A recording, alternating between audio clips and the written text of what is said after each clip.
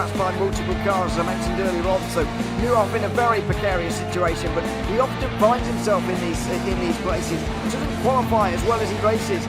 Up front, they are getting with Lee Aberdeen and Luca Varani, not very far apart at all here. But I just want to see how Alistair Haig deals with Marcello Kessler coming around the old hairpin.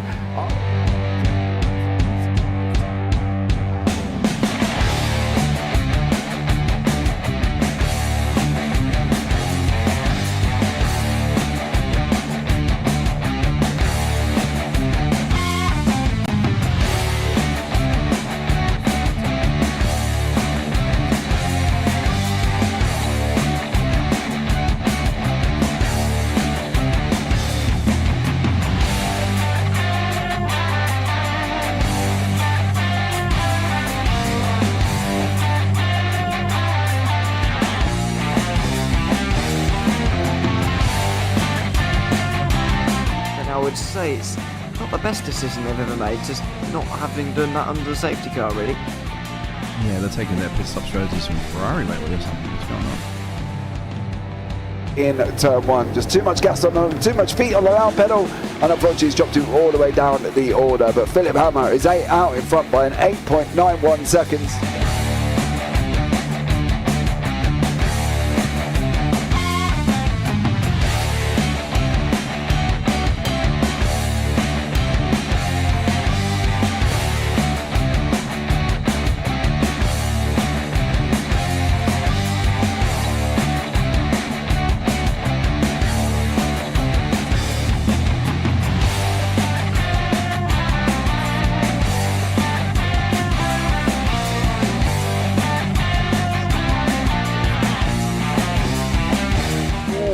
Dan Michael is a wall there, sir. And definitely doesn't want to be hitting that earlier on as well. Difficult, the understeer is in the dirty air through that final corner because it's such a long corner and you get dragged off into the grass very easily. He'll have the slipstream down towards the chicane. Peterson was briefly alongside, but that slipstream has saved him and kept him in third. Yeah, Varani now lost a little bit of time to Aberdeen, about half a second. Peterson is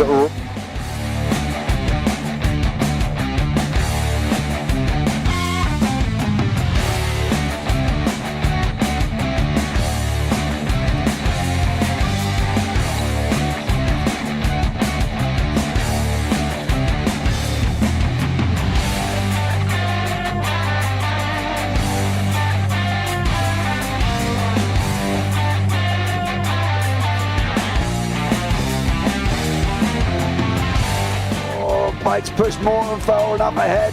He's got out of line. Is now Pike going to have a go at Werrell? Don't push him off. He's in the championship fight.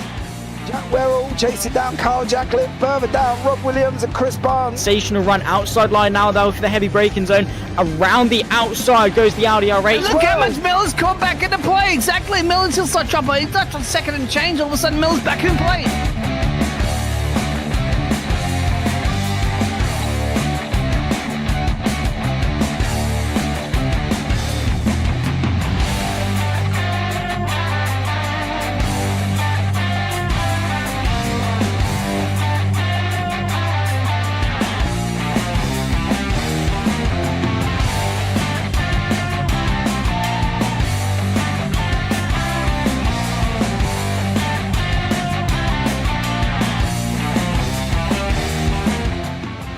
Moving on to the back end of Phil Jocelyn. So there's been a lot of movers and shakers in this first 2 laps here for race. Absolutely serious racing league. Everybody's a lot of fun. Yeah, it's all about the entertainment. So I hope everybody is enjoying themselves out there in the chat. We know that Ron is been enjoying himself watching the Burger King machines off into the grass a little bit there as they're really bunching up now.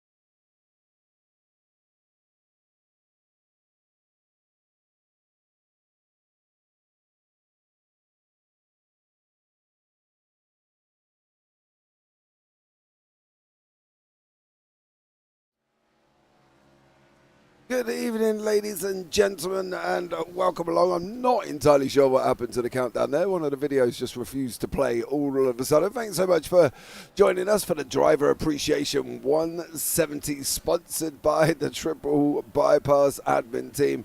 You've seen the motley crew on the thumbnail. I'll bring you up the sponsors logo very, very shortly. I'm James Parfitt. I'm going to be joined in the booth today. I've been looking forward to this for a while by Mr. Brian Cooper, part of the team here at Triple Bypass. Brian, welcome in, buddy. How are you?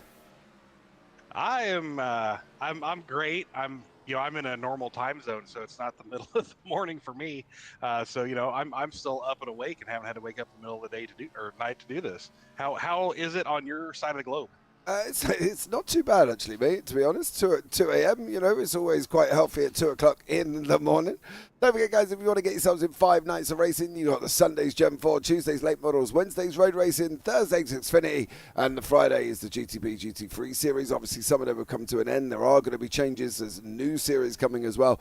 So make sure you head over to triplebypassracing.com and get yourself involved. As we said, today's race is sponsored by the motley crew in the sponsors logo there. The Triple Bypass admins have brought you this evening's broadcast. So much love to that one. Brian, we head to Richmond. Different entity, different sort of racetrack. What are we expecting from Richmond today? Well, doing my best Michael Waltrip impression, I wandered around the garages and got chased out of several stalls and dropped a couple burritos, but I keep a spare in my pocket at all times. So, I still had supper. It sounds like cool temperatures. We've got air temperatures only low 70s, 72, 73. Track temperature, even with cars on it, was only about 76. Tire wear is not anywhere near as bad as it gets here. But then again, Richmond is old Richmond. It's slicked off. There just isn't a whole lot of grip. Of course, these are the 900 horsepower beasts that just look like the ARCA car, so it's easy to get that rotation and get it out on the right rear, but that also means it's easy to spin out and wreck it. Yeah, absolutely. I think the thing is with these, I can't get to grips with these, right? I've been driving a lot of trucks this week and been doing me spinning more times than Kylie Minogue at Martinsville, should we say, and not necessarily all on my own. I'd like to point that out as well. It's been a bit of a eye-pacing week at Martinsville, to be honest with you, Brian. It's been a bit of a nightmare. And I just can't get to grips with these. I end up shredding the tyres, and after about 10 laps, 10, 15 laps, my tyres are done.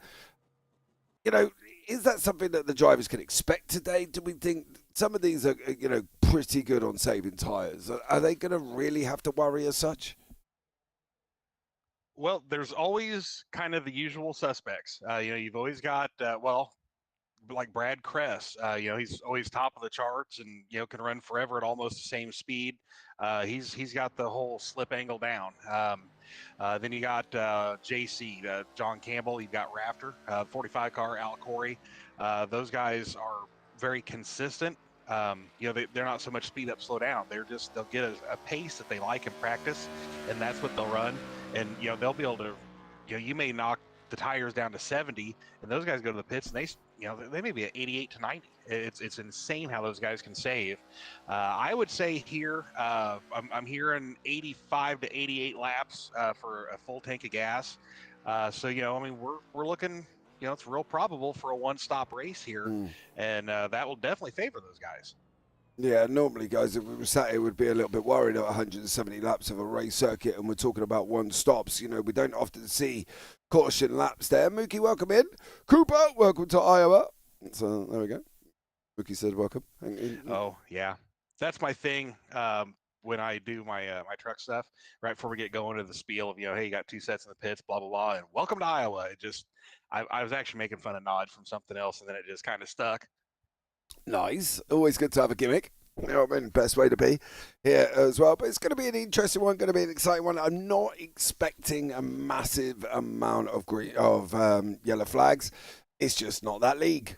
Going to be honest with you guys as well, it's clean. The drivers are clean. They're respectful of each other. It's not an official, so you're not going to have somebody sticking your nose right up where you don't want to be going into the corners. But we have got a D-shaped oval, 60 feet width-wise, with a 10-foot apron, banking 14 degrees in the turns, 8 degrees at the starting line and on the front stretch, and 2 degrees on the 860-foot back stretch. That drop from, I think, Brian, with the curb, coming out of 14 degrees, heading down to 2 degrees, this could cause a little bit of issues for some drivers whether they start spinning round or not. I think that's going to be what we've generally seen with high degree corners, low degree straights, and people have ended up coming down and the back end's just gone straight round. Yeah, absolutely. And watching practice, I was kind of keying in on that. With these especially, and it's all about horsepower. This is why in real life with the Cup guys, you hear them complaining constantly of, give us 1,000 horsepower, give us 1,000 horsepower. As they come off that banking, the car gets a little unsettled there, and it's only a 10 foot, maybe a length of a car area, but if it spins, by the time you realize it's spinning, you're already nose into the inside wall. Absolutely, and I think that's the problem. I think that's probably why I've got the problem with these cars is for that reason, to be honest, where I just nosedive it straight in. But let's get this up and running. We'll bring you up the grid as qualifying has just come to an end here. Something that we have deemed that at times can be completely useless at certain circuits. Kyle Gretsch is on pole with Steve McClendon in second, Brad Kress in third, Ben Harcombe fourth, Oliver Turan in fifth, Al Corey sixth, John Campbell seventh, Matt Harmon is sitting down there in 8th with Derek Catt in 9th. Then we've got John Crutchley in 10th, Jason Benson in 11th, and Sam Swoop, Dr. Sam Swoop, we should say, down in 12th place there, as I just realised he's got DR next to him at the beginning of his name. David Fee in 13th, Cameron Kane 14th, Ward Fisher 15th, and Alex Goff down in 16th place. Kyle Gretsch at the front. No real surprise. We're going to have a look at the scores at the moment on the doors. Ben Harcombe is out in front with Matt Perezzini. There is Kyle Gretsch sitting in third place at the moment, not too far back. Of course, this is the final round. Al Corey in fourth with Brad Kress fifth, Jason Benson sixth, Ryan Hyatt down there in seventh, Dustin Byrne eighth, John Crutchley in ninth, and Chad Bear in 10th. So Ben Harcombe kind of got a 30-point gap going into this. Can we look at this, Brian, and say he's a bit of a shoe-in for this one? Well, I mean, this is Kyle's home track. I mean, he literally lives like a half hour from this place. So, he's very likely to lead every lap and, take every point out of here possible.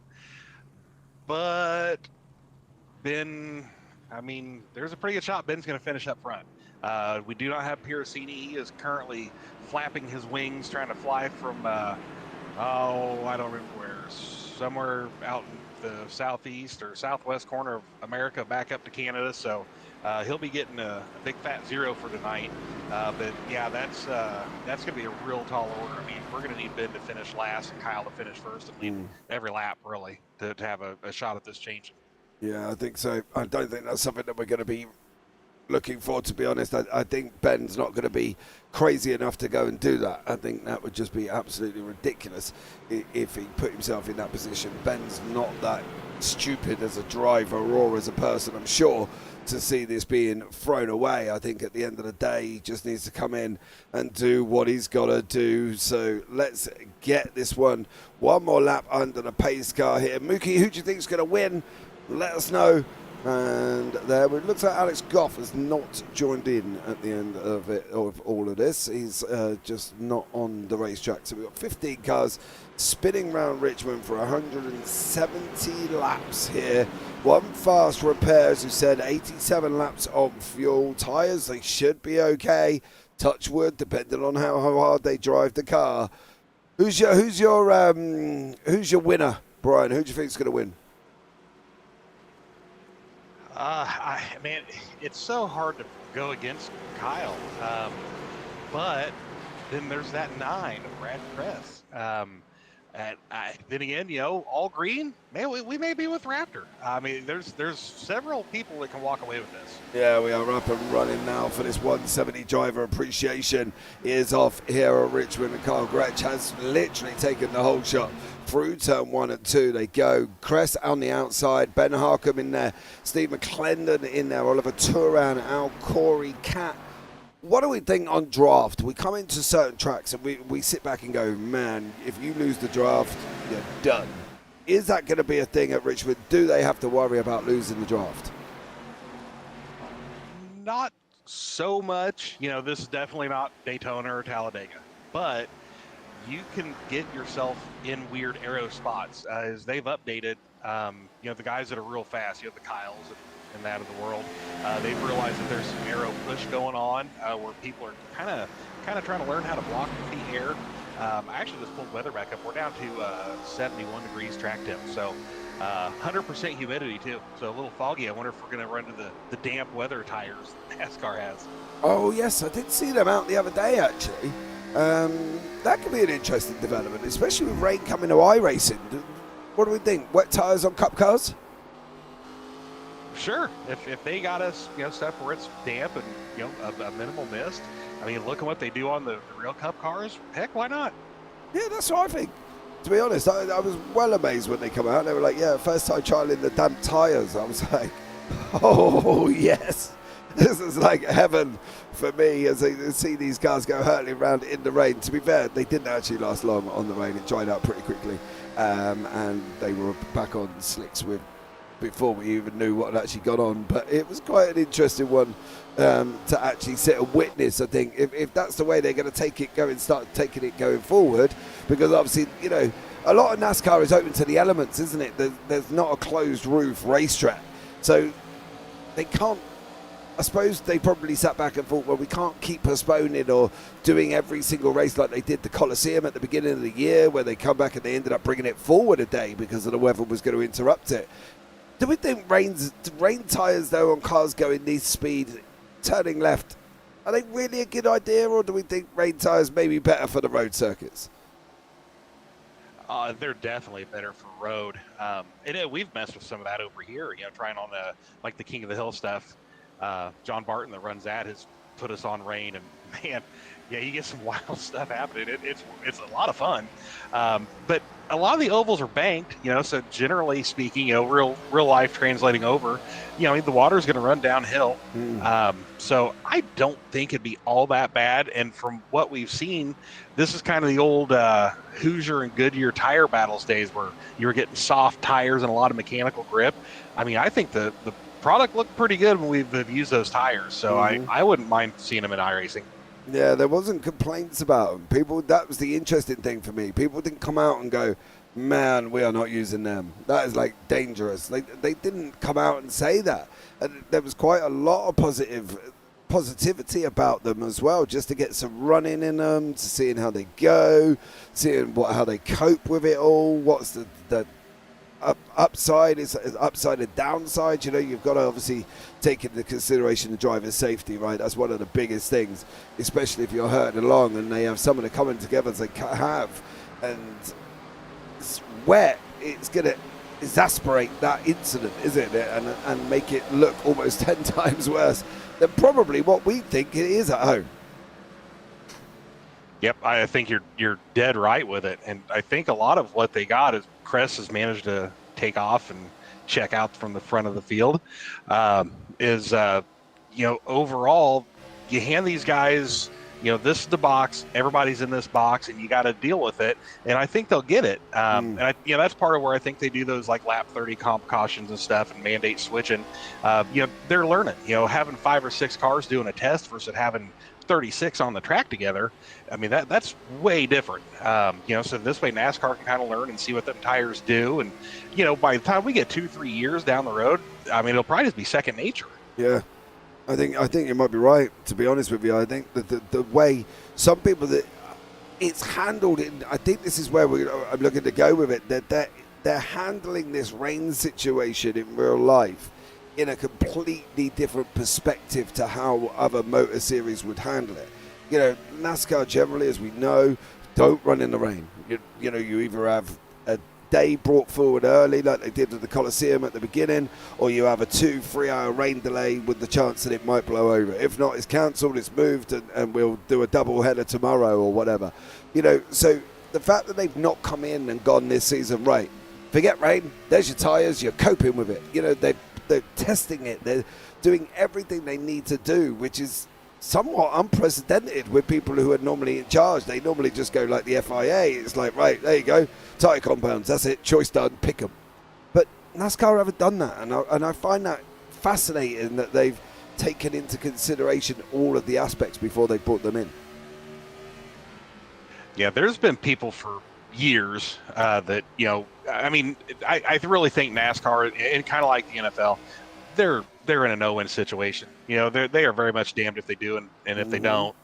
But they have definitely, I mean, the last few years, you know, once the big shakeup and Brian left and Jim came over out of the France family, you know, he kind of brought some of that IMSA style with him, and, you know, of course the car reflects that and everything else going along with it. But I mean, things have changed that I never thought we'd see change. And no, I mean, I absolutely do not think in any way, shape, or form, you know, you put these on like a mile and a half. You know, they get where they're running a 170, 180 mile an hour. I mean, hey, y'all watch this. That's fun and cool and all when you're, you know, on a mile track, but I don't think that's a real good idea when they're going that kind of speed. No, I think there'll be a lot more testing done on super speedways before they chuck them at Talladega. You know, you don't want to rain at 210 mile an hour or 200 mile an hour plus, you know, and that's the problem. They've got to make sure they get it right, and they are trying to get it right, which is great for the sport in general. Steve McClendon, however, is trying to get it right against Ben Harcum. Harcum was up into second, but he tapped the wall coming out of 3. That allowed Gretsch to run underneath him, and now Carl's put himself back in the second place stat there as well. There's 2 groups going at the moment. Oliver Turan is starting to lead the second group that includes Al Corey, JC Campbell, Jason Benson, Matt Harmon. David Feet is in there, and Derek Catt as well, with Cameron Kane, the last runner. Crutchley's dropping off a little bit, but we've said the draft's not overly important here, Brian, but he still doesn't want to be dropping too far back. Yeah, you want to keep some pace, and a lot of really here, there's kind of that fine line of saving your stuff versus being too slow, because I mean, you know, you can pick your pace up, but then of course, then to try and catch back up, you're running harder than the guys in front of you that are just basically holding pace, and you know, then you're going to chew your stuff up, then you're going to be slow without the ability of speeding back up, and you know, the avalanche down the hill that creates. Yep. I think that was the thing. I did a race earlier, and I interviewed somebody, and he said for the first hour, he was in a different mental state than he was for the last part of the race. He said for the first hour, where I was just following, it was on a road circuit in Super Formulas, open wheels, and he said he literally was in a follow state of mental, where he was just following the leaders, expecting them to do something. And then he said, when I needed to go up in that extra gear mentally, he said I just couldn't do it. He said because I spent so long just following people. He said for the last half an hour, he said I just couldn't put myself in that state where I was finding more and more and more time because of the way that he'd been. And I think that's kind of reflective. That's where that mentality, when we see people on a racetrack, we get faster and nobody ever works out right. Why does that happen? And it is because you change your mental ability in your own head, I think. And that's the same as driving on any circuit. And I think these guys are in the same way. You know, for Crutchley, he knows he can't go too far back and he knows he's got to try and preserve and save, but he can't let himself get in that relaxed state, Brian, where he ends up just not being able to catch up at all. Yeah, and I was born without rhythm, which I think may be part of the problem here. But some of these tracks, which it's motor noise, is what I do. And you know, I mean, I am not telling anybody to do what I do because my results speak for themselves. Yeah. I understand the theory more than I do doing it. I am a middle of the pack kind of guy. But just the kind of rhythm of it, you know, where you're hitting a braking marker on the wall and, you know, turning in and just getting in that cycle. Yeah, I've done that a million times where it's like, man, I need to pick up a couple tenths, and I was running those speeds in qualifying, and like I've got into this just rhythm and I can't get out of it. So I absolutely understand, stand that. And I, for the life of me, don't know how to speed it up, because usually you do that and then you start working that right front. It gets too hot. Next thing you know, you're sliding into the wall in the middle of the corner. And, as soon as you touch the body, especially on these, these are the old metal body car. You hit the side of this thing on the wall and it gets pretty angry pretty quick. And then you've lost side force and then you're tighter. And it just, next thing you know, your spotter's yelling, you got wheel damage and you're pitting to get repairs done. Yeah, I've definitely been there with that. I can tell you that much. Is obviously this truck experience this week has been somewhat of an experience at Martinsville. I've got to be blatantly honest. I love the race circuit and the racing. I've been watching bits of it today, of the cut racing that was there tonight, and I've been watching some of it, and I'd love to be there. The atmosphere, everything would be amazing. But I can tell you one thing, racing it in officials, I hope you put away 2 hours or more to the side when you think about it, because it has just been an absolute nightmare this week. We have watched Crutchley start moving up. We have watched Cat drop back. Cat looks like he's struggling. He tapped the wall a little bit earlier on coming out of 2, and that's allowed Cameron Kane and Ward Fisher and John to start sort of escaping up the road a little bit. We've got the likes of Al Corey. He's got out of a Touran in front of him. Benson's got his own little bit of company with our resident Australian and Krispy Kreme master, John J.C. Campbell. He is here, and he's got Matt Harmon following him as well. Pilot Brad Rad. I love these guys. They're beautiful people. I'm ready for next season, says Brad there. That's Bradley Dalton, one of the commentator who was off doing some open wheelers a little bit earlier on. And I've spent pretty much most of my day with Brad today. He's been with me quite a long time. So I spent more time with Brad than I have my wife, I think, today. But the leader's battling away quite nicely. Gretsch, Harkham, Cress. Best way to battle, or would you settle in? Brian, how would you go into this race? Well, you say in trucks in the Welcome to Iowa, this, of course, the spiritual head of the Iowa Speedway is Richmond. They built that off of there. Rusty Wallace was involved in design of Iowa, and there's character and some bumps and stuff at Iowa that Richmond doesn't have. I can run Iowa generally. Richmond, I don't run. I for the life of me don't know why. I slip, I slide, I bang into stuff, I wreck out. Luckily, tomorrow we're doing this in our trucks, so that'll be fun. Are you? Yeah, 100 laps of trucks tomorrow. So maybe I can pick something up here. But this track is very low grip, and it's just something about I don't know. I've never been able to get it. 100 laps in trucks. Yep, the trucks are far nicer here. The whole dynamics of them, and the trucks are not quite half the horsepower these cars have, but they're quite a bit different. But less tail end weight too, so they're generally a little looser, and they drive a little different. But no, these the Gen 4s, the difference there is going in. And when you need it to rotate, you just get a little more on the gas, and kind of like a dirt car, you get it where you're kind of sliding that right rear, and that's really all you need. The trucks are kind of a different animal. Generally speaking, they kind of drive off that right front, especially with the default iRacing setups until that last update. The Bristol setup for the trucks, if you haven't got to do that, absolutely do it. It is amazing. So maybe tomorrow something will just flip a switch, and I'll go out there and finish third. I doubt it. Or you might have an Englishman who might come and pester you for trucks at 2 o'clock in the morning. The more the merrier. That's what we're there for, is get people out and having fun. But yeah, and jump back with Cat, with him touching the wall. That's just what I was saying. These bodies of these cars, they're sheet metal. It doesn't take much, and I don't know exactly how they've got how that done in the computer to get it to iRacing and how they use that for data. But it doesn't seem like, it looks like sometimes you think about hitting the wall with that car and all of a sudden it doesn't drive right. Yeah. But then there's that progressive damage model, wasn't it, where they brought out as well in an update that basically if you keep hitting the same part of the wall or the same part of the body, as normal, all of a sudden your toe link's gone, or something's gone in your steering offset goes, or something as well. So they've done a pretty good job of bringing that in. It was part of the progressive damage model. Obviously, sometimes we look at the damage model and we think, especially when we see a bumper, for instance, go flying off and then reattach itself, you know, you're kind of erring on the side of what comedic at some points with it. But the progressive model that they brought in with the NASCAR is obviously if you're continually banging the same side and the same part, eventually it's going to break. And it would be the same in real life.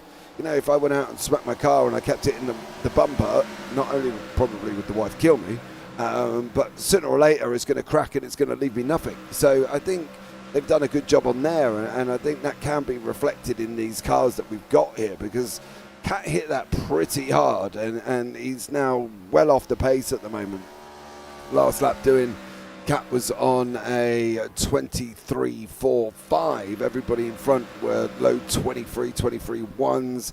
We've still got Kyle Gretsch hitting the 22.98s, mind you, but that's reflected in what he's done on the racetrack. By hitting that wall is reflected in his pace that he's now dropped off the pace. Yep, and a little bit in a small track like that makes a big difference. This almost kind of sounds like I'm trying to be stupid. It's just natural. But when you're trapped within a mile of each other, half a second, that's a huge difference. If it was a 5 mile track, well, that's not that big of a deal. But here, that 2 or 3 tenths is a big difference. I tell you what, I use TJ Majors, just the iRacing spotter. I've tried a bunch of the aftermarket stuff and just didn't really like them. But I tell you, if I ever meet TJ Majors in real life, I'm probably going to shove a bar of soap in his mouth for him telling me I have wheel damage so many times. Yes, I do love the spotter that politely, in its very best linguingal way, tells me to get on with it. There is a word in the middle that I will not share on the broadcast, should we say. But let's say he isn't always polite when he's telling me to get on with it a little bit, even though, I could have started at the back and gained about 30 positions, but according to him, still not quite good enough. So, and did you know the funniest thing as well, right? I was in a race the other day, and somebody was coming on, and they said, it was my first truck race.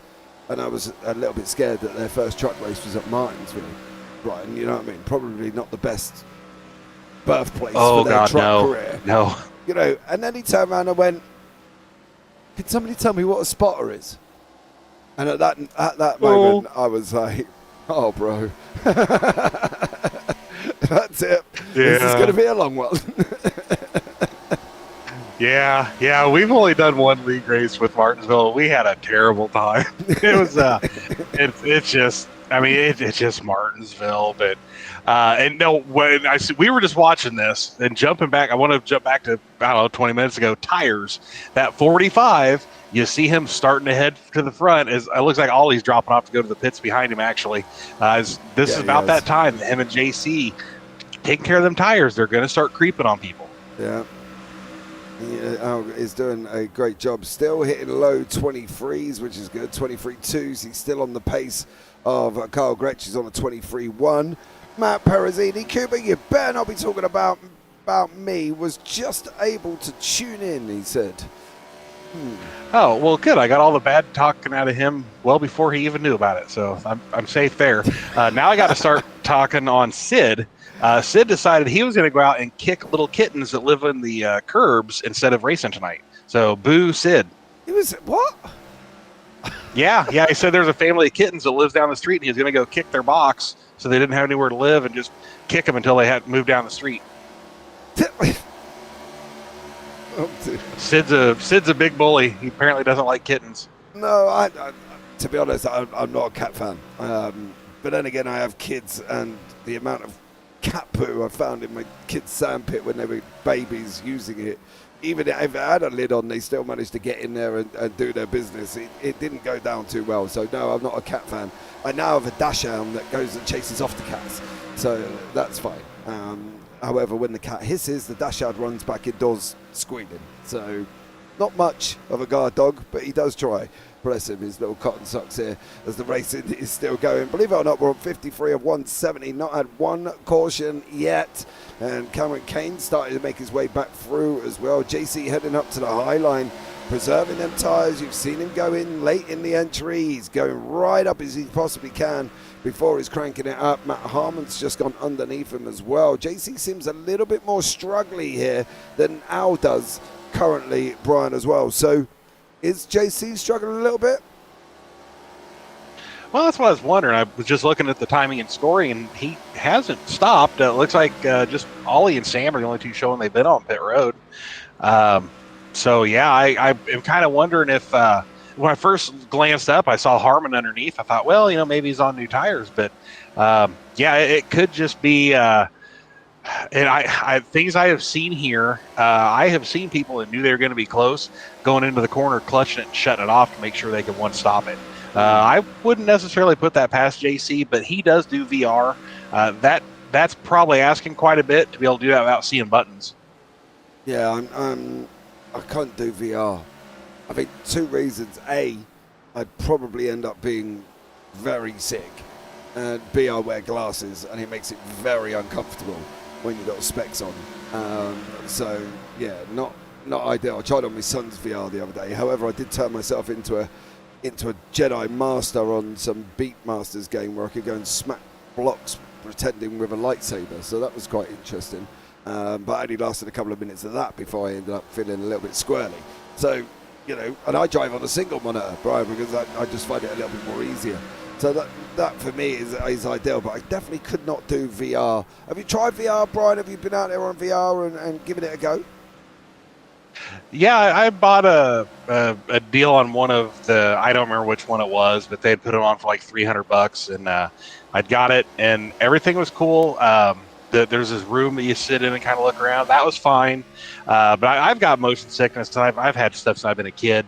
I was actually practicing by myself at Daytona, and had kind of taken JC's deal of you start with 5 minutes on and then 5 minutes off, and kind of get worked up to doing like 10 minutes on and then 15 and on. I was on to 15, 20 minutes, and was at Daytona by myself, was looking at turn 3, and next thing I knew, I needed to get out of the chair and headed off into another room of the house, if you get where I'm going. So it was a short-lived experiment, and it looks amazing, and it's phenomenal, but just my crazy brain and eyes can't do it. No, I'm fully agreeing with you there, mate. I think as you get older, it's harder for us to adapt. They say you can't teach a dog new tricks. Well, I'm fully agreeing with that one. Matt Harmon getting a little bit squirrely there, almost getting into the back end of Cameron Kane, as we are on board with Matt as he's running through 1, coming out the other side of 2. Benson's on the high side in that 42 machine. Where's Cora today? Haven't seen Cora for quite a while here. Cora normally comes out and supports her man, y'all, as Steve McClendon is heading down pit road. Start the open pit stops here. It's got to be, surely, if we're running on fuel, 87, top up for now, and tyres, surely that's got to be the case, isn't it? I would sure assume we're going to be 4 tires and fuel with everybody. Yeah, the board's definitely lighting up. Feeding time at the zoo is happening. So now with here, somebody every time is going to stick it out. I heard 87 for sure from one of the cars in practice. So who's going to do it? We got another 25 laps to run. But, the speed difference is probably going to make that a bad idea. If we had caution, that's a different story. But running green, I think, run a couple of laps, see if you get lucky and somebody spins and you get a yellow and trap a few guys a lap down. But it's not going to be something where you need to go to lap 87 because they're going to catch you, they're going to unlap themselves, and then you're going to be a lap or 2 down by the time you cycle through. Yeah, I think you're dead on the money there. Dead on the money. Cameron Kane is not pitted. Benson's not pitted there. Ward Fisher, you saw underneath running, 3 wide. Unfortunately, it looks like Kane's come off a bit of a cropper of that one as he ended up going up into the wall there. So Cameron Kane ended up getting a little bit pushed out of that one, but he's got Ward Fisher on new tyres. So Ward Fisher's going to be part of the I'm Quick crew. David Feet has got his tyres done as well. Matt Harmon, Benson's in.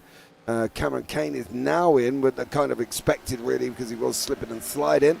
Crutchley's still not in. Ben Harcom's still not in. Carl Gretsch is still not in. You can see we haven't got many on the lead lap at the moment. Only 3 cars, and I'm sure that's liable to change as well as we start getting into that 66, 67 run at the moment. Oh, no. So about that yellow flag. Yes, we do. Uh-oh. Is that Al? That's what I'm seeing. Oh, it is Al. He's going to end up in the wall. Oh! Him and Sam. Oh, man.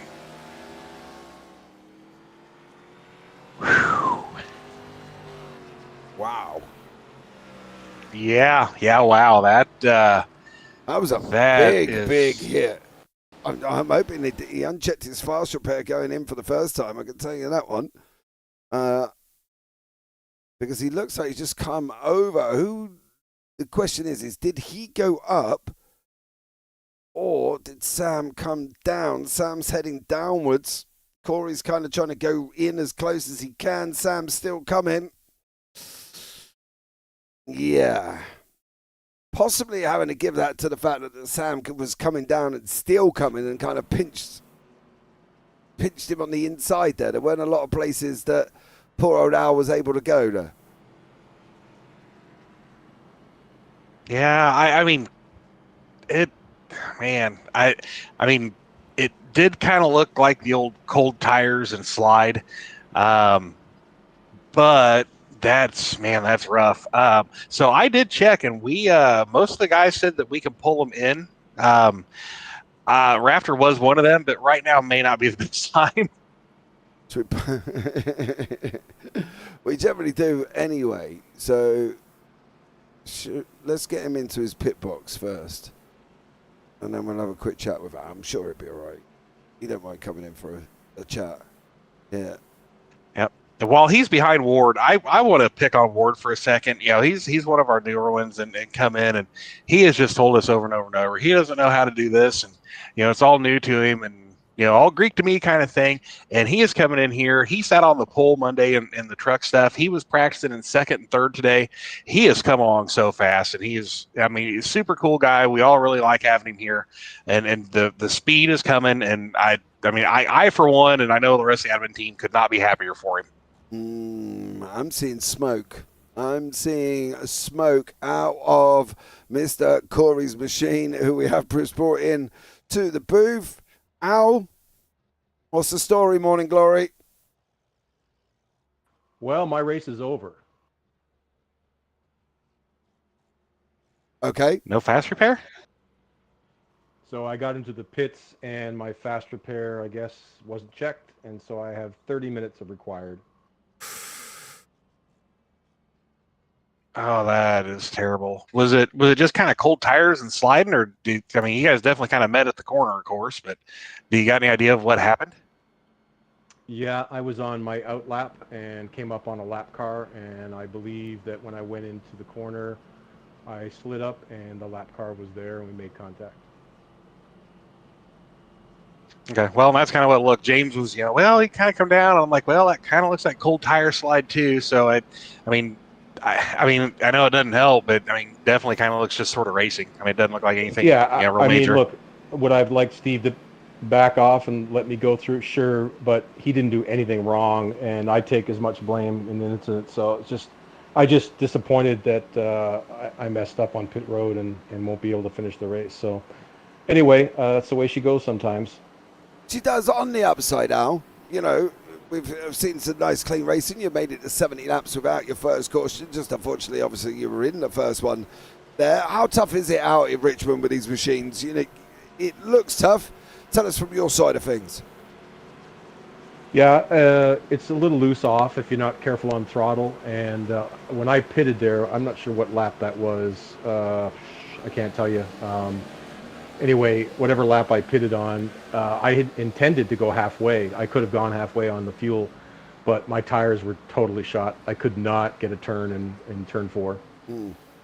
Is it, when we look at a D-shaped oval, we normally sort of think full flat Al, we're not obviously looking at full flat here at Richmond. How much of a lift are you doing, or are you braking into the corner? What's the situation within the car?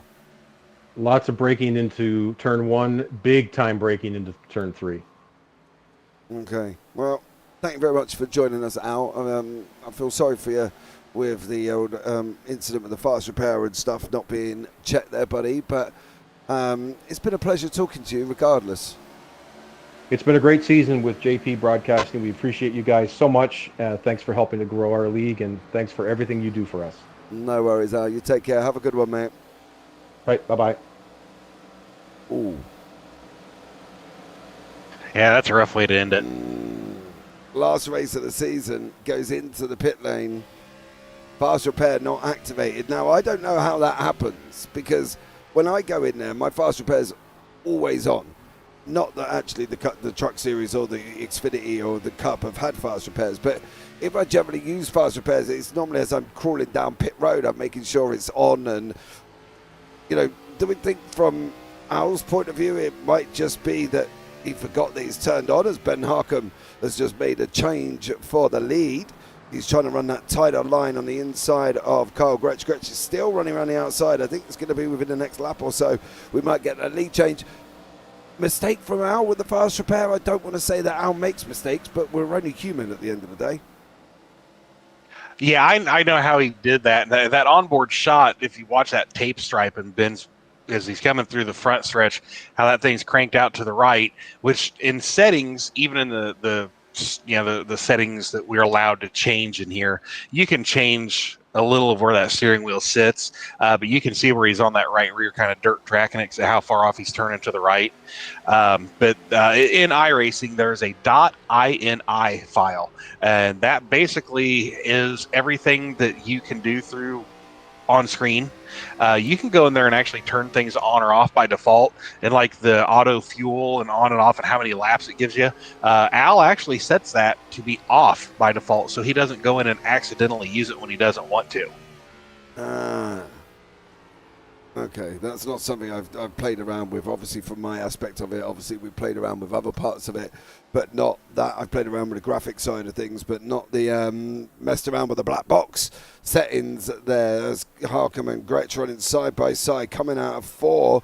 Round the D they go, off coming down into 1. Harkham still got that inside. I thought he might have got it on the last lap where he was right alongside. Not quite got it, but this isn't going to affect the championship if Harkham finishes where he is. He's too far ahead of Kyle for Kyle to actually do anything about it. So technically, come the end of this should still be Harkham's championship. Yeah, it's really all for show, really. You can see that gap coming back out and running real tight down like that. And Kyle is the guy just lives and breathes this stuff. I mean, it's amazing the stuff he'll rattle off that you're like, oh yeah, I never thought of that. But where he's running and forcing Ben down like that, it comes down to heat and wear. Ben's getting them tires hot, having to hold that line, which then you lose grip and you slow it down a little bit. Now Ben will get back and oh, there's the wiggle. He'll get him cooled back off. He'll take another run, and the same thing will happen unless he tries to go high, which then Kyle shifts up a little bit, runs him too high, and then he gets him hot and wears him out. These two will play games with each other all night now. Yeah, definitely. Mookie, we think Al turned off the fast repair in the INI file. I'm pretty sure he did. Yep, that's exactly what Brian has said. He said he does turn it off by default. Again, I've got it on my deck, so if I'm heading into the pits and I want it on or off, I'll set my stream deck to make sure I can go in and toggle it on and off here. These are the guys that are a lap down. We're starting off with Feet in 8th, and then we've got JC behind, Ward Fisher behind that, Harmon running underneath him, Benson running underneath that as well. We've still got Sam running, and we've still got Derek running. Obviously, we're aware that Al's still sat in the pits currently, probably round about 20 minutes of repairs remaining, as he's been in there for quite a while. But Ward Fisher running that outside line with Matt Harmon on the inside. Harmon's going to try and make it through, going out of 1, coming through 2. He is going to get that job done over Ward Fisher there as well. How would, if I said to you, right, Brian, give me a lap at Richmond. How would you be running this race circuit? Because these guys, there's no set line. You know, we go to Martinsville, there's a set single file. We go to the likes of Dega, where you can run two lines if you really want to, if you're brave. We go to Bristol, it's a single line circuit. Certain tracks like Richmond just looks like a jigsaw puzzle thrown on the table, right? You can literally just run wherever you like. The updates that they had done, and those were actually on when I started. I think I'm 3 years in now. I don't know. I should be better as long as I've been on here.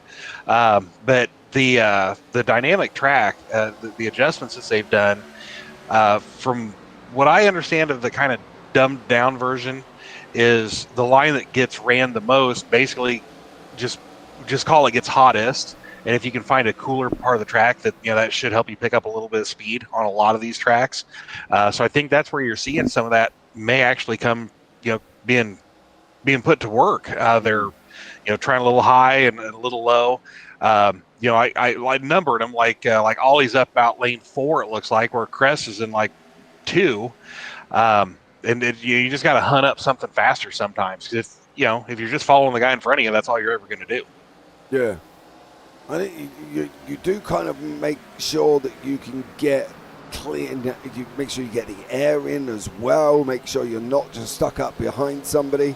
Obviously, for me, if somebody's going faster than me, then obviously we try and track their line, right? You try and figure out where they're quicker, where you're quicker. I've been learning this week in the trucks of just being brave and braking a little bit and then allowing the truck to take the turn at Martinsville on its own, using its own, I would say, downforce, but the trucks haven't really got that either, but just using its own momentum and being brave out the other side. Has it brought me down to an 18? No. Can I get down to a 19.01? Yes, but I can't get it below a 19 at the moment, which is quite very annoying. But here, I think you've got to look at what people are doing. As we just saw, Oliver got a big old little slide on as well, coming out of the corner there. And unfortunately for him, he's going to be needing to be a little bit more gentle if he can. In fact, he did whatever he did. He put himself straight in the pits there. I think he hit the wall, Ryan, and didn't do himself any favours by the looks of it. That's kind of what I was wondering. I looked up. I was actually just looking, sitting here thinking, boy, that 48 car did all right by himself, holding out, waiting for that caution. Yeah.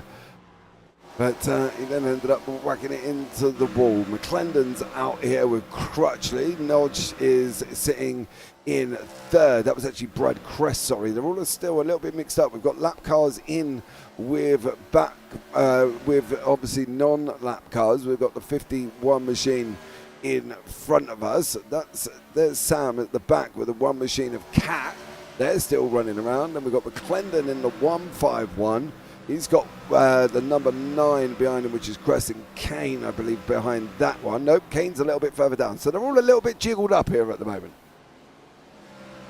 Very much so. And really the only fix for it is a bunch of cautions to lucky dog them.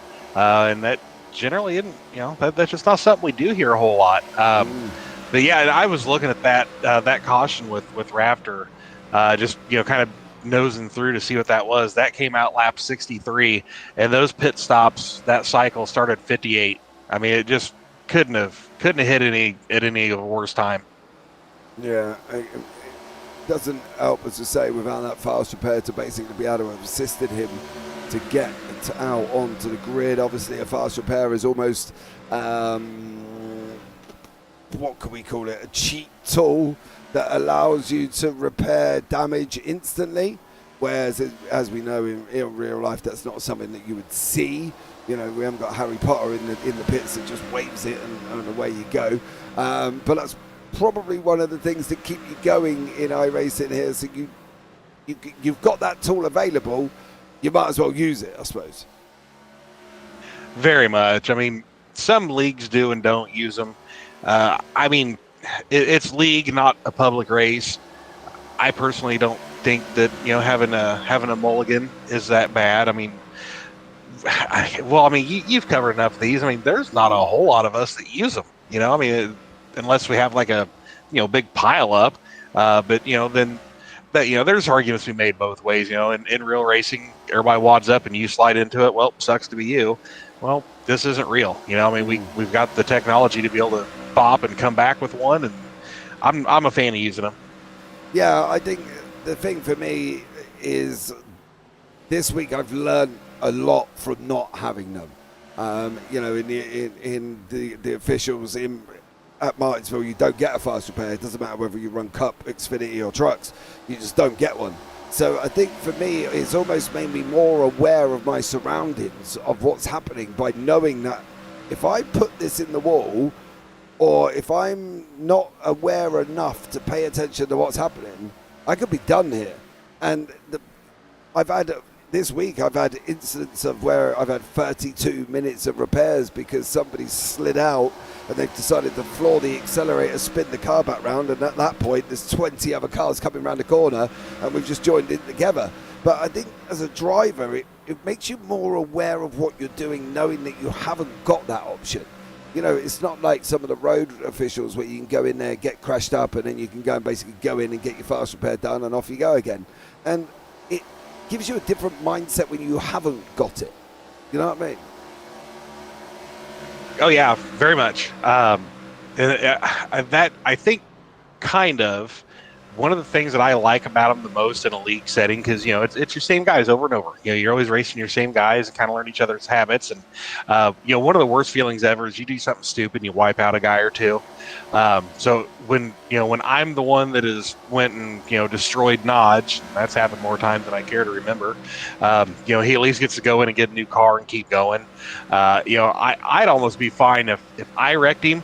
He gets to take my car in that form, you know, like I lose a fast repair and, you know, he gets to keep going just because, you know, innocent victim type of thing. That the officials, yeah, they're such a wild west sort of thing out there in the iRacing world that, oh man, if you had the do-over with them, God, you imagine how bad they'd be? Yeah. You'd end up people wrecking it out as well. I literally even pulled out of a race the other day and jeopardised what I've been trying to work so hard for within getting my overall IR back up. I pulled out because there was 4 cars just intentionally smashing into anybody who was trying to get past them. And I sat back and I thought, I don't want to be a part of that. I will take that loss quite happily after you've put me involved in your first wreck because you've decided to try and come down and take me up against the wall. And I was just like, no. It even got to that point where I was just pulled out because it was absolutely horrendous. But I think from my own perspective this week, driving without that knowledge that I've got that fast repair, but I do like the idea of you taking one of theirs. I'm not quite sure how iRacing can implement that into league racing for us to be able to do that, but I think that would be cool because there are so many times when you get spun, you end up in the wall, and the person that spun you just carries on like nothing happened. And you're like, not loving that idea. Yep. And, you know, the I rating and stuff like that works like that. You know, it's a plus and minus kind of deal. And I mean, I don't think that's such a bad idea. As I was watching Harmon trying to get underneath Benson there, and looks like he might have run out of steam, and Ollie's gonna pounce and jump around them. And Harmon's another one. He fairly new and come in and rode the struggle bus like all of us do. And I mean, man, he's come a long way too. That's the greatest thing with the triple bypass league is just, a lot of these guys come in and there's a lot of fast guys in here, and they are more than willing to teach and help people come along. And, there's some patience for people. We all make mistakes, and, get them in here. And it's really cool to see these guys come in that, it's somebody that I can beat. And then all of a sudden I don't have a snowflake's chance in Phoenix, Arizona in the middle of summer of beating them. And that's cool seeing. He's another one of those. Well, there you go. That brings us on nicely, guys, as well. If you want to get yourselves involved, you can. 5 nights of racing, Sundays, Tuesdays, Wednesdays, Thursdays, and Fridays. Now, I know there's changes on that calendar. So, be aware that although they are listed as Gen 4, Late Models Road Racing, Xfinity, and Road Racing again, which is GTP, GT3 on Friday, that will change. So if you want to get yourselves involved, there is a new series coming as well. So triplebypassracing.com. Don't forget, we've got to give the big old admins, the motley crew, in the picture there on your screen as they've sponsored this evening's race. So much love to the admins here for doing that one. It's quite a bit. I was quite shocked when Al sent me the picture and it was like, there you go, James. I was like, oh my God, blimey. But yeah, lovely bunch of lads, and you can come and get yourselves involved as well. TripleByPassRacing.com, go and check them out, as we've still got Harmon and Benson swapping around, having a little bit of a go at each other, then it goes back. We've had Benson, then we've had Harmon, then we've had Benson, then we've had Harmon, and now we've had Benson again. And by the looks of it, we're just about to get Harmon again over here. It does look like he's about to take it back.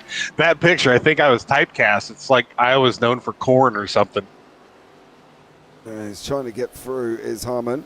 Is he going to be able to make it? That's the thing. Matt Perezzini, I know even I've got better this season, has to be a record low season for pirouettes. Yes, the Perezzini pirouettes that we're so used to seeing at times as well, Brian. I think you can't quite emphasize the community spirit that Triple Bypass have got compared to other oval leagues that I've been a part of anyway. Yeah, John Barton, I think, is the one that gets credit for saying that this league is the group of best friends that you just met. And I mean, that really is how this place has worked. And Pieracini, while he can't defend himself right now, he is so good about that edge, that knife's edge, and he can be on it. And then he'll get in there, and you got to see where it is. So then he'll bump it up that extra tenth or that extra 2/10, and next thing you know, he's out there spinning around like he's on ice. And it's just because he can find that jagged edge and hold it, and then he will actively try to overstep it. And I mean, you see him do it in practice over and over and over, and it's like, man, what's wrong with Matt? And then nothing. Race comes, and he's beating the crap out of us a second and a half a lap. Yeah, I think that's always the thing, and that's probably utilizing the practice that you've got given, right? You could go out and say, I've been practicing, but half the time it could be complete and utter useless practice. You've got to make sure you know where your edges are. You've got to make sure you're listening with your tyres, and your sound settings are massive. And I've learned that a lot as well, that obviously having tyres up so you can actually hear whether or not they're squealing at you, what you're actually using, turning down your useless parts like the wind and whatever else you don't really need to be hearing. But yeah, getting them right can also reflect your driving. And I think that's some things that you're not told at the beginning when you get into iRacing. As I said, the guy the other day was asking us what a spotter was. Yeah, there's a lot of fluff in there, and yeah, to try and get the basics of it down, you're right. Just turn the motor noise down, the tire noise up, because that'll help you the most. And just like Harmon, I bet if you can hear his tires, I'm thinking, boy, Ward got a little squirrely back there with him too. That those guys fighting, and this all comes down to tires. Everything about it. That car, digitally or in real life, is sitting on top of them tires, and the nicer you can be to them, the better off you are. And that's how I practice. I want to go and run laps at a speed that I'm comfortable with, and see how many laps of fuel I can run, see what kind of tire wear I'm getting, and then I'll try and more crew chief it from there. And then I'm like, okay, well, I want to stop between lap 35 and 50 or whatever. Where then some of the other guys get out there and they want to know, how fast can I run? And I haven't got to that point. I don't know that I ever will. It's being brave, Brian. I mean, that's the thing. Being brave, going out there and giving it a good old go. As we can see, Nodge giving it a good old go as well, trying to go around the outside at the moment. That's the 151 of McClendon underneath Nodge, and these guys are still continually going once more. Harmon and Benson, well, they're still going. Unfortunately, now Ward Fisher is going to join the party. Carl Gretsch is in the pits, Cress is in the pits, McClendon's in the pits, and Cameron Kane's in the pits. Harmon nearly washed up into Benson as well. Second pit stop's incoming, Brian, and again, I would have thought tyres would be on the agenda. Yeah, Kyle was right behind Ward, and he did kind of a hospital wobble in front of him, and I just went back to check, so I thought maybe Kyle had clipped him. But yeah, it looks like that he just feels the tire wear is enough that going to stop, throw some rubbers on it, dump a half can in, and send her back out and see what he can do with it. Harcum, on the other hand, he's content with holding everybody but him and Nodge a lap down.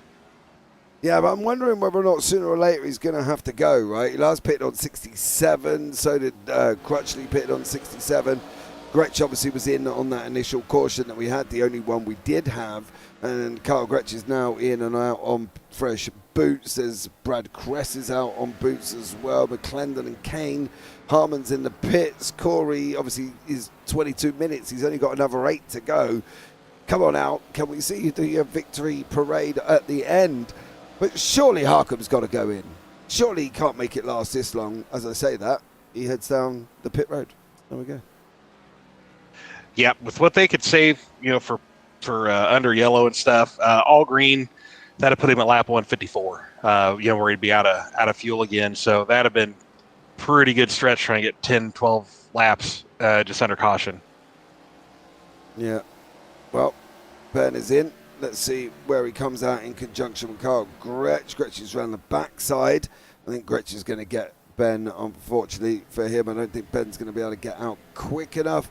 Keep an eye on the number 3 as he comes over the line. He's going to be going past us. Ben's at the base, and Harcom does lose that position at the moment. Carl Gretsch, net lead as they're going in. I know it says Crutchley up there, but Crutchley's obviously not pitted with everybody else. David Feet is not pitted either. JC's not pitted as he's still running around last in the pit stop there as well. So I think there's some people throwing a bit of a gamble, and there's others doing the sensibles. Are we expecting... We're not expecting a caution. Normally you would bank on a caution before you come to right that end.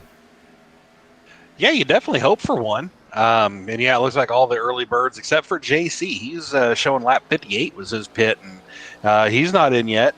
But yeah, everybody's with the exception of Ollie, who come in at 91. They're coming in, and Richmond. I mean, to me, new tires just feel better, even if it's not worth a whole lot of time. So if you're going to be a little short, slap 4 tires on it, and let it eat when you get back on the other end. Yeah, you can see the pit lamps, stint lamps on the bottom right-hand corner. You see Gretsch went 67, and then 54, 67, 58. Turan's been in a couple of times, but then again he did it at the wall, so he's gone 48, 43, and is currently in the 37 stint.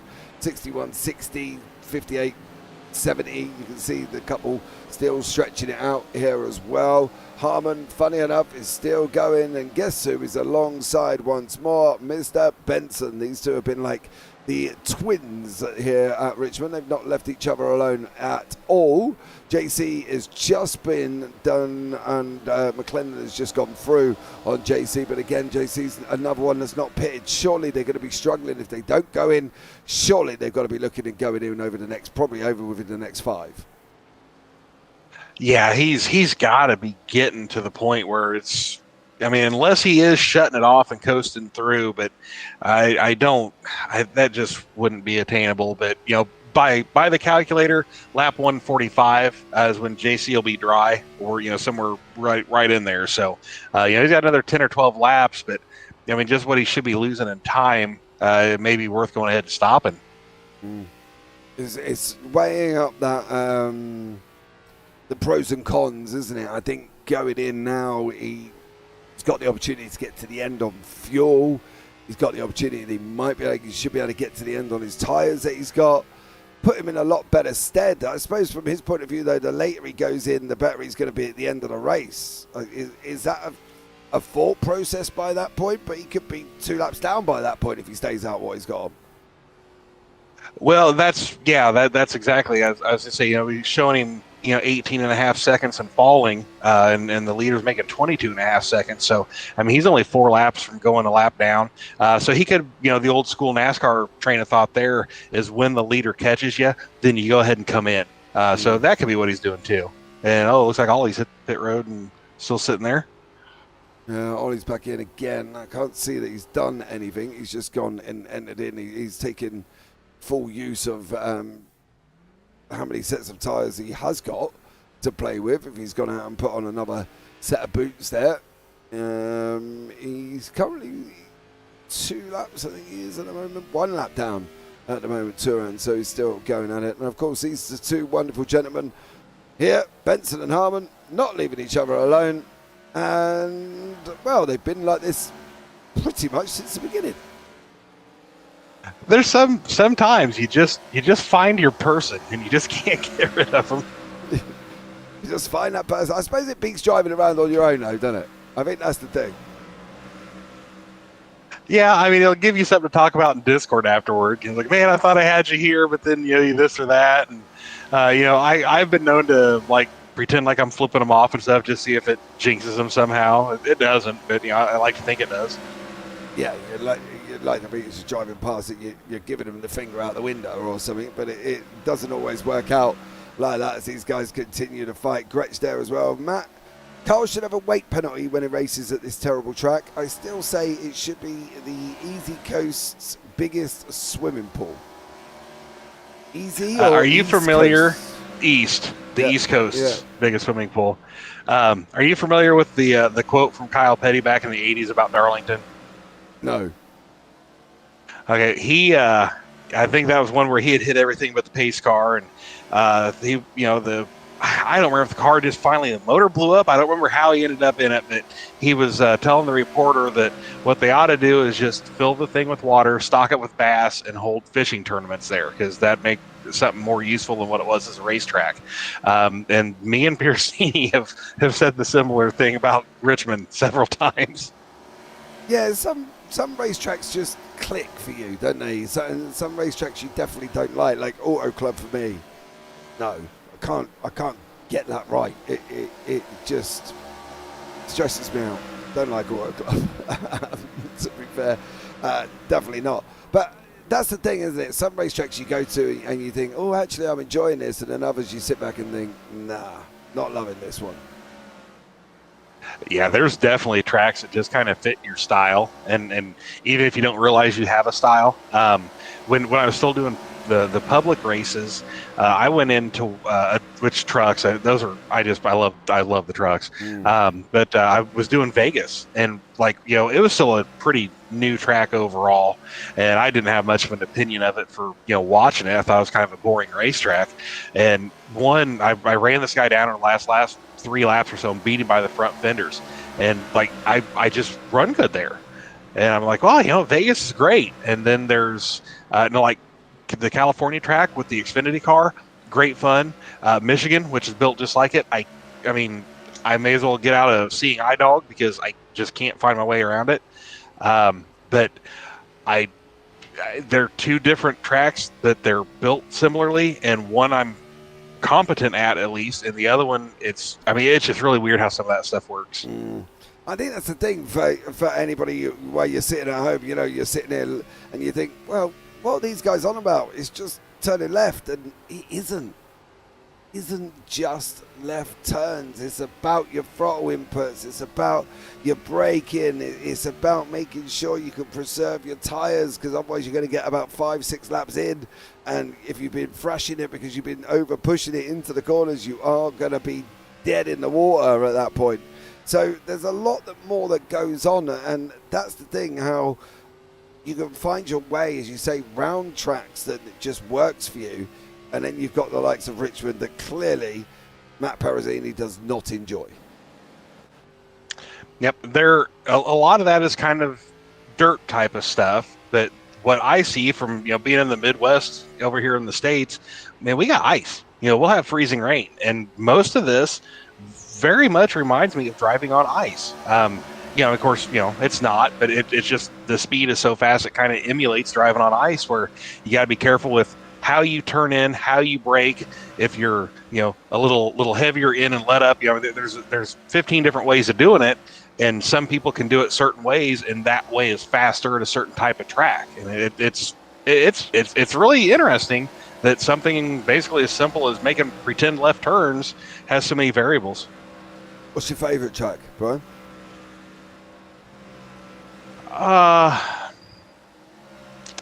Man, I honestly, I'm not for sure. There's a lot of them that I like. Just overall, I like the plate races, so Daytona and Talladega. But like Kansas and Vegas, Bristol, we have a history of running it too much, but Bristol's a really fun track. It's actually with the trucks we were running at the wall and at the bottom, so we actually had two distinct lines running. There's a lot of them. I like more of them than I dislike. Yeah, I think that's the thing. It's just getting used to the ones that you do love. As you say, plate races, you know, Dega is always my favourite. You know, Dega is coming, I think we're going to Texas as of Tuesday. Dega's the week after. So that's going to be a fun one. If you're on an IR search, just sit in the back and let everybody crash out. And then you'll be fine. To be blatantly honest, after that one, if you're going to be running in any of the officials, Dega is an option for you. We've just broken into 20 to go, and Harcum has just got that gap down up front to a second. 22.8 Harcum last time out, 22.7 for Gretsch. Not a massive difference between these guys. I've just got a message from Mr. Al Corey, and as if by magic, there he is, back out on the racetrack there as well. Obviously part of the admin team, so one of the sponsors here today who has been made this possible, of course. Al's back out on the racetrack. Fair play to him, because there ain't many other people that would have hung around that for that long. Yeah, that's he sent me that too. They had a sponsor obligation and had to get back out on the track. Yeah, that's what Nothing worse than tooling around in a beat-up car, though. Yeah, but from his perspective, you know, he's got fresh boots, right? He'll be able to go round and lap everyone, and before we know it, you know, he only needs another, 80 cautions, and he'll be back on a lead lap. Oh, yeah, he's got this. It'll be no time. I mean, we'll be, half hour from now, we'll be like, how did Rafter win this thing? Yeah, that'd be the thing. Matt, it's off to go, catch his flight home, boys. Great broadcast. Thanks again, gents, for another great season of broadcast. No worries, mate. And Cooper, great job as usual. Hopefully you agree to do more of these. I pay those guys to say stuff like that, so you can ignore that. Oh, okay. I'll just ignore that one. Yeah, I just send him corn in the mail. Oh, nice. Corn. Got to pick something else. That's what we have here. Other than corn. Yeah, we got corn and we got some pigs. That's kind of what we got. So you're sending them over, a few of the pigs in the post then? Yeah, the pigs, man, I tell you, getting them things shipped to Canada is expensive. Yeah, I bet they are. I can imagine. Get in there, pig. Yeah, it's cheaper to just drive to the border and just like shoo across and just hope they get where they're supposed to go. They're like pigeons, mate. They're supposed to be returning home. But we send them on with a label to get to Matt Perezzini's house. Gretchen's got Harcum's number. I think he's just up the pace on him. 22.99. Harcum was actually, believe it or not, was 700ths quicker on a 22.96. Not enough to make it in depth with 40 to go. I think Carl's just going to go and wrap this one up. However, Brad Kress, still not a lot to have to say. It's been mainly Harcum Gretsch throughout the race here, Brian, and I think that's what we're expecting for the next 14. Yeah, I'm really kind of not shocked, but I honestly thought that Brad would be up there fighting with Kyle, because just everywhere we go, he is just so fast, and he, he saves tires. It seems like he can save fuel, and he's fast. I don't understand how he does it. He definitely's got this thing figured out. Yeah. Some people just are, though. It makes me sick. Like, I cover people who I see in multiple series, and they're fast in all of them. And I'm just like, how? How are they quick in everything? And I'm only quick in one if I spend about 12 hours a day driving it for a week. Some people's natural ability is, sickening at times. Oh yeah, we've got one of our guys that he's just kind of a part-timer, and we give him crap because it's just he shows up and we know we're running for second or third, depending on who you are. You're not winning. He's going to win, and we know it. And he had put up a selfie of something. I don't remember what he did. We're like, what is this? It's like the SpongeBob where Squidward gets hit in the face and the reconstruction surgery makes him look like a sculpted model. It's like, man, you're pretty and you're fast. You probably got a lot of money too. Like we're all just jealous as we can be of this guy. But so we just have, I think, bullied him out of here because we keep telling him that he's pretty and has too much talent. I think the thing is as well is I know a guy that was like that and then got a picture of his rig And it was like a wooden chair with a steering wheel strapped to the desk, and we're like, no, you must have like a triple monitor set up with all the buttons. And it was like, no, literally, that is what I'm driving with. And I was just like, wow, that's just sickening that you're just naturally quick with it strapped to a desk with a wooden chair and pedals underneath, and he's still going around doing 3-second laps quicker than what I was on the road circuit in a car that I've been driving for ages. I think some of the people's ability just, wow, maybe that's because they're all younger than us, Brian. I think that's the thing. I kind of hope that some of it is I've just kind of got old, and 20 years of moving furniture, it has taken its toll. And those guys actually have a group, a league that they run, MNT, money not talent. They've all spent a lot of money on rigs and stuff, and they kind of, they're usually top 5, but they're not winning all the time. No, that's the thing. Somebody can have all the gear, as we call it over here in the UK. It's all the gear but no idea. And I think it stems from a lot of the time where you see people have everything that they think is going to make them better or make them good at their job, and then they literally are not. It's just, one of them things where you sit back and think, how have you spent all of that and still terrible? Which I still can't get to grips with, because I wouldn't go out spending more if it doesn't make me any better than what I am now. Oh, I went through a couple of the kind of beginners wheels and stuff, and now I'm on the low grade of some of the direct drive, and it's made a big difference, but it kind of starts you all over again. You got to relearn over and over. And I kind of wish I had just started spending that money, but I mean, even with what I've spent, and I don't have a fancy rig. I spent a lot on one of them, the big ultra wides and this stuff, but I've got a regular chair and then just the wheel and pedal stand. I've kind of got a hybrid thing, and I've got an old tablet that I've got to be able to do my adjustments on that runs a sim dashboard thing. So I kind of make do. I've spent some money here and not other places, but heck, I don't even got money in my computer and everything for what I have for a roll cage for a real car. So iRacing is way cheaper than real racing.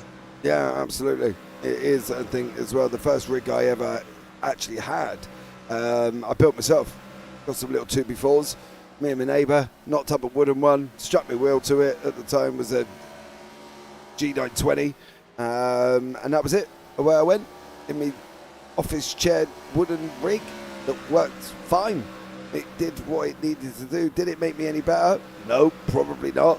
It allowed me to invert my pedals, so that was always good. I felt like I was actually driving a car at that point. As we're on the final lap now, Carl Gretsch is going to come round. He's heading round 3. This has absolutely flown by for the Driver Appreciation 170, but it is going to be Gretsch. He is going to take that win, and he has come over the line. Ben Harkham there in second place. Brad Kress is going to come over in third. Brad's just on his way now, so great job from him. He's come over in third place, but Carl's absolutely dominated this field. Over the line he goes. Carl Gretsch finishing 3.78 seconds ahead of everybody else, Brian. That's massive. Yeah, one ill-timed caution really did the whole race in. And we can thank, to be fair, we can't really thank him because he did have to suffer through 30-odd minutes of repairs. Did Mr. Al Corey, so unfortunately for him, it did cost him a big chunk as well. But here are the final results. The final race of the season. Carl Gretsch is your winner. Ben Harkham, though, will be the champion. Brad Kress is going to finish in third with Steve McClendon in fourth, Cameron Kane in fifth.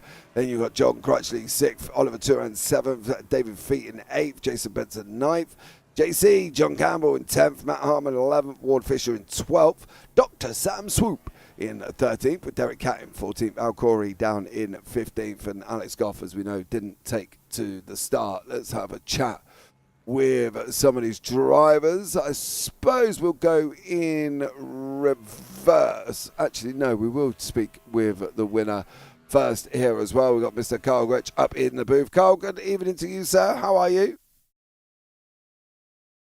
Hello, I couldn't hear you over the sound of my engine. Oh, hello, mate. How are we doing? We're doing all right. A little sick, but we're here. Sick with the flu, or sick the fact that you've just spent an hour and a bit in VR? No, I'm just sick with something. Sick with something, fair enough, mate. Down with the sickness. Down, yeah, Brian, down with the sickness. How was it out there, bud? Because you look like you seem to have it under control.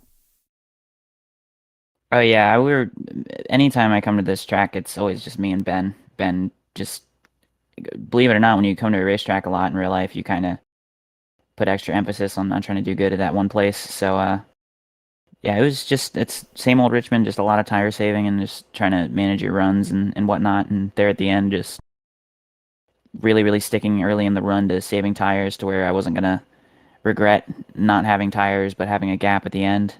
Worked out perfectly at the end. I was starting to pull away from Ben there. Yeah, it did. It didn't unfortunately affect the championship. You finished in second.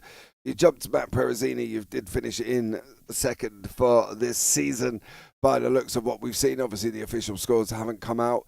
Are you happy with that? Yeah, there's actually a funny story to the championship with Ben. Ben and I knew that we were going to miss last week because we both were going here to watch the cup race in real life. Ben walked out of the wrong gate and was unable to scan back in with his ticket. So they realized, him and his who he was with, realized they couldn't get back in to watch the race.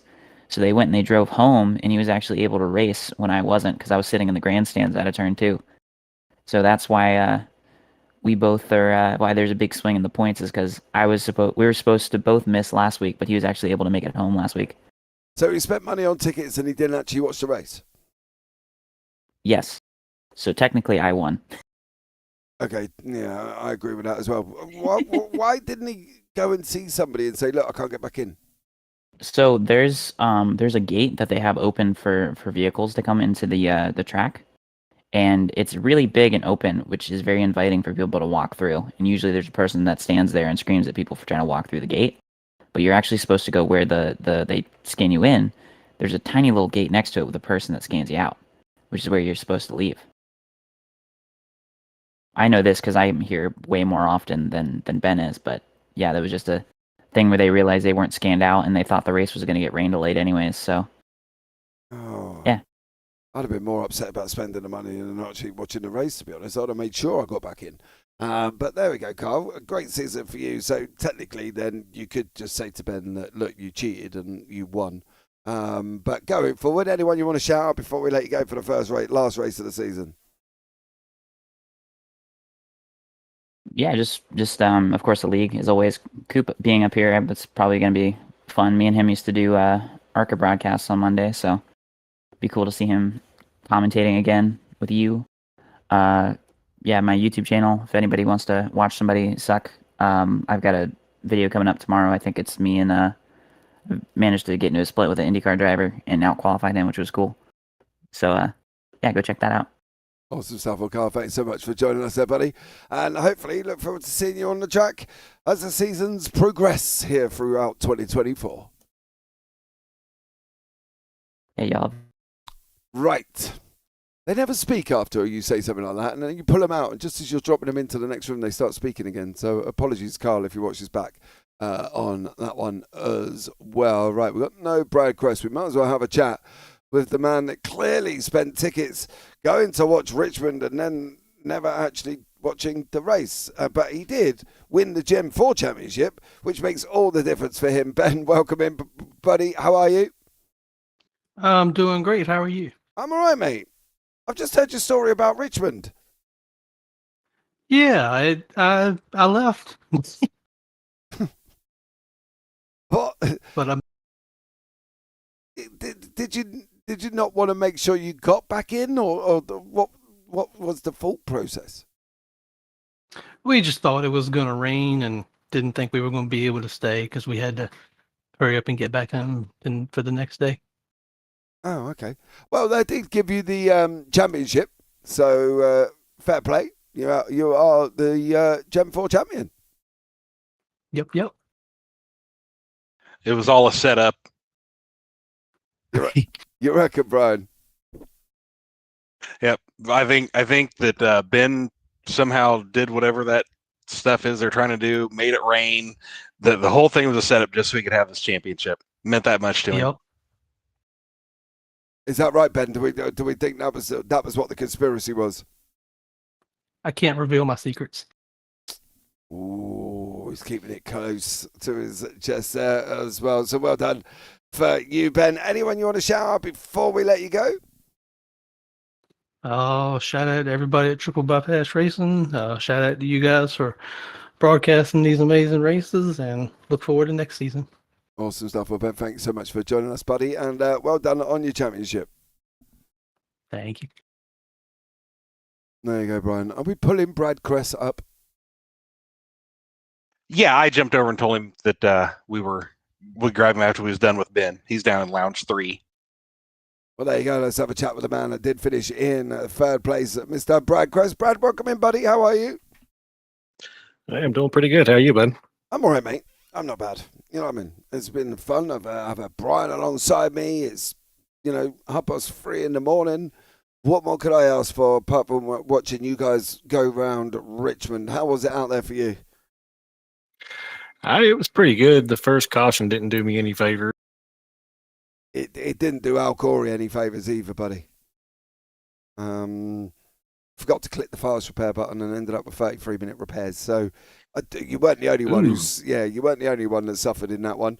Do you think you should have been up there with the boys at the front?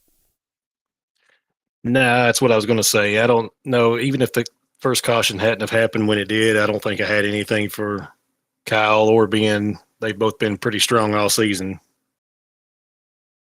Yeah, they definitely have. And I think that's the thing where that probably puts you in and around fifth, maybe fourth there with your victory over your win over Corey, but I think you've got too many points gap between you.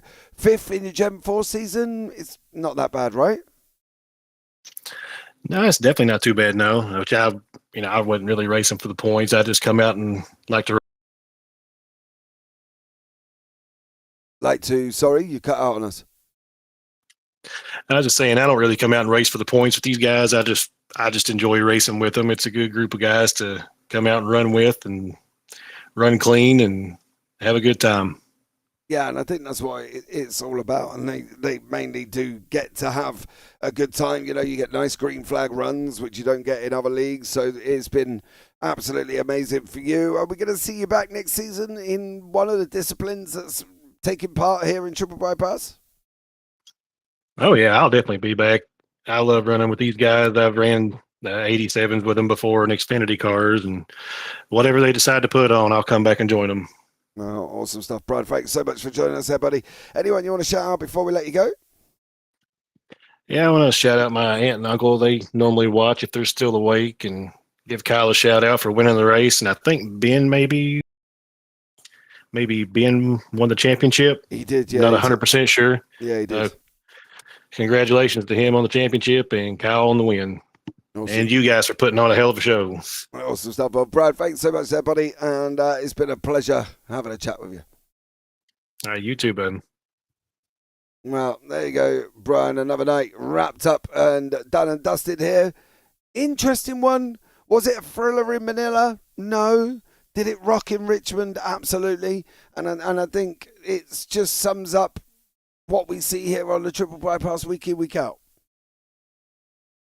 Yeah, for us with the league, more of the same is a good thing. In a lot of places, that's not, and I definitely want to echo what those guys have done. I mean, you guys coming in have been a gigantic blessing for this whole group. You guys have got absolutely top-notch production.